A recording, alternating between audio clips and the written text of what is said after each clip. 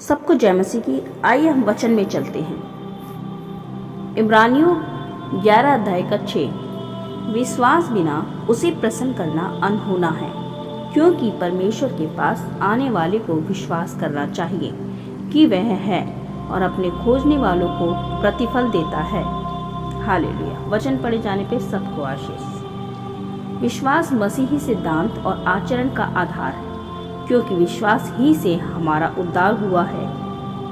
जब यीशु ने लोगों से बातचीत की और उनको चंगा किया, तो वह उनमें से प्रत्येक में विश्वास का गुण देखता था। जैसे कि सूबेदार ने एक नर्म विश्वास प्रकट किया, अंधे मनुष्य ने एक उत्सुक विश्वास प्रकट किया। विश्वास परमेश्वर में भरोसा है, जो हमें उसके वचन पवित्र बाइबल पर विश्वास करने की अगुवाई देता है। विश्वास ही के द्वारा हम यीशु मसीह को अपने उद्धारकर्ता के रूप में स्वीकार करते हैं और संसार के सामने उसका अंगीकार करते हैं।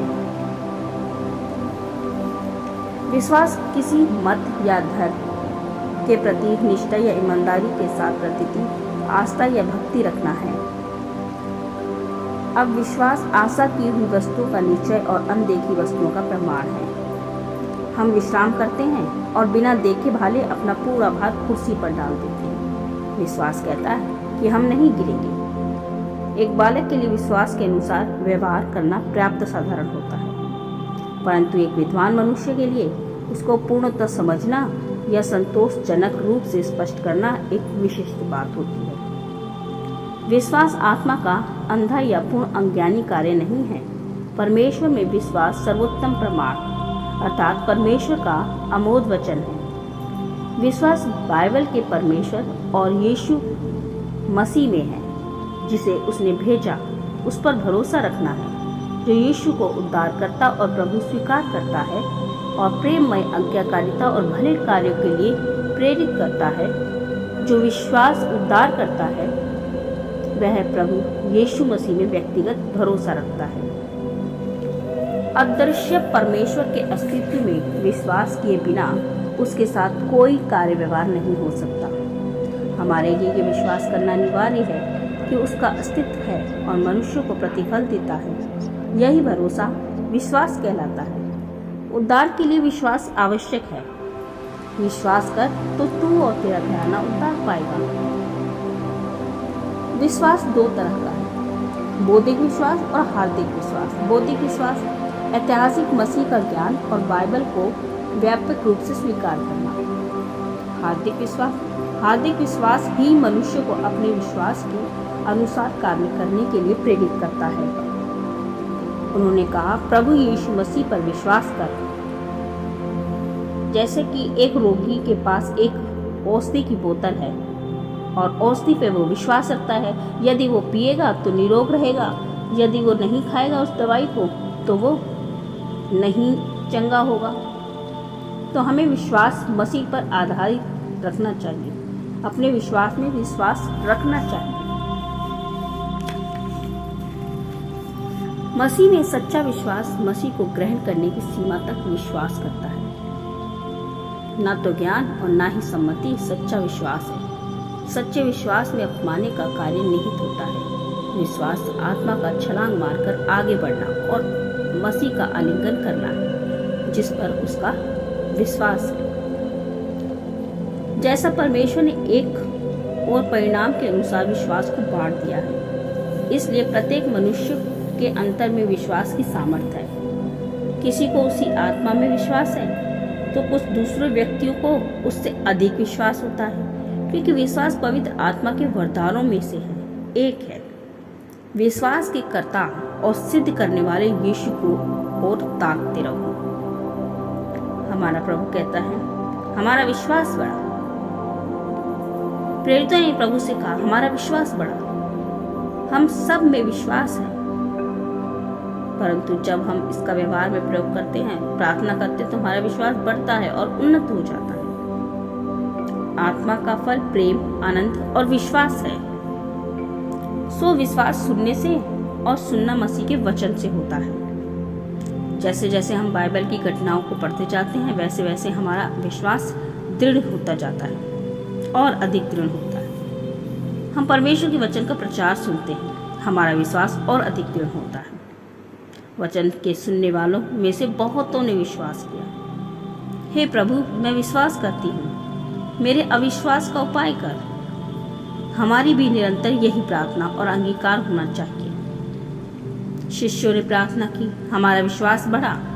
यीशु अपने शिष्यों को बताता है कि कुछ दुष्ट आत्माएं केवल प्रार्थना और उपवास के साथ प्रभु में जीवित और सक्रिय विश्वास द्वारा ही निकाली जा सकती हैं। परमेश्वर का वचन कभी भी किसी अस्पष्ट वस्तु में विश्वास को विश्वास नहीं कहा जा सकता। परमेश्वर के वचन में होना चाहिए। विश्वास बाइबल के विवरणों को परमेश्वर का प्रकाशित वचन करके अस्वीकार करता है तथा उसे परमेश्वर का वास्तविक रूप यथार्थ वचन मानता है। एक व्यक्ति मसीह विश्वास स्वयं उतार करता नहीं है, यह एक व्यक्ति में विश्वास है, दिव्य व्यक्ति जो प्रभु यीशु मसीह कहलाता है। विश्वास स्वयं में कोई गुण संपन्न वस्तु नहीं है, परंतु एक साधन है जिसके द्वारा मैं प्रभु यीशु को अपना व्यक्तिगत उद्धारकर्ता और प्रभु को मानकर ग्रहण करती हूँ। विश्वास का सिद्धांत वही है जिसके अनुसार हम प्रतिदिन अपने जीवन में कार्य करते हैं। हम दुकानदार से दूध का बंद डिब्बा मांगते हैं और बिना देखे उसके अंदर दूध है या नहीं डिब्बे को स्वीकार कर लेते हैं। हम उसके लेबर पर विश्वास करते हैं, उसके अनुसार ही कार्य करते हैं। कभी व्यापार दूसरों में विश्वास और भरोसे के सिद्धांत पर ही चलते हैं। दूसरों की बातों पर विश्वास रखना। विश्वास के द्वारा वह भरोसा रखता है। यात्रा के अंत में आप उसे पैसे का भुगतान भी कर सकते हैं जब हम यात्रा करते हैं। विश्वास परमेश्वर और उसके वचन पर भी रखना है। व्यक्तियों जो उसमें सम्मिलित हैं, जैसे कि कुछ साक्षी सम्मिलित हैं, जैसे वह व्यापारी हो, बिक्री करने वाला हो या स्वयं प्रभु क्यों ना हो। विश्वास के द्वारा हमारा उद्धार हुआ और इब्राहिम ने परमेश्वर पर विश्वास किया। हम मसीह को विश्वास के द्वारा ग्रहण करते हैं जो उसके नाम पर विश्वास रखते हैं। हम विश्वास द्वारा धर्मी ठहराए जाते हैं। जब हम विश्वास से धर्मी ठहरे, हम विश्वास द्वारा परमेश्वर की संतान बन जाते हैं, क्योंकि तुम सब उस विश्वास करने के द्वारा जो मसीह यीशु पर है परमेश्वर की संतान है। विश्वास के द्वारा ही हम पवित्र किए गए हैं। विश्वास करने से पवित्र किए जाते हैं। हमारी रक्षा विश्वास करते हैं, जिसकी रक्षा परमेश्वर की सामर्थ्य विश्वास के द्वारा की जाती है। विश्वास विश्राम प्रदान करता है। जिन्होंने विश्वास किया वो विश्राम में प्रवेश करते हैं। वे सभी अद्भुत कार्य जिनका विवरण इब्रानियों की पुस्तक में ही लिखा है, जो विश्वास रखते हैं। हमारी अंतिम नियति विश्वास या उसके अभाव अविश्वास के द्वारा ही निर्धारित की जाती है। विश्वास द्वारा हम उद्धार प्राप्त करके स्वर्ग में अनंत काल तक अपने प्रभु यीशु मसीह के साथ रह सकते हैं।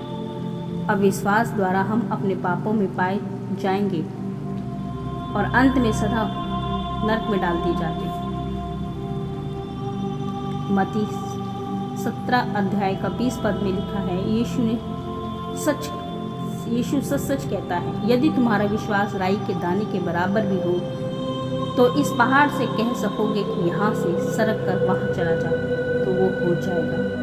कोई बात तुम्हारे सामने अनहोनी न होगी। यीशु विश्वास को एक तरह से सर्वशक्तिमान ठहराता है।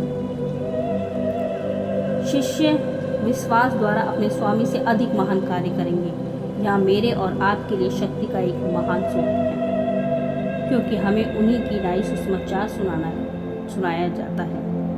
सुने हुए वचन से उन्हें कुछ लाभ न हुआ, क्योंकि सुनने वालों के मन में विश्वास के साथ नहीं बैठा। प्रार्थना कीजिए, जो वचन हम उपदेश देते हैं, बातचीत के द्वारा सुनाते हैं, सुनने वालों के लिए विश्वास मिश्रित वचन हो। परमेश्वर से प्रार्थना कीजिए कि वह उनको विश्वास प्रदान करे। हालेलुया, क्योंकि विश्वास बहुत बड़ा है।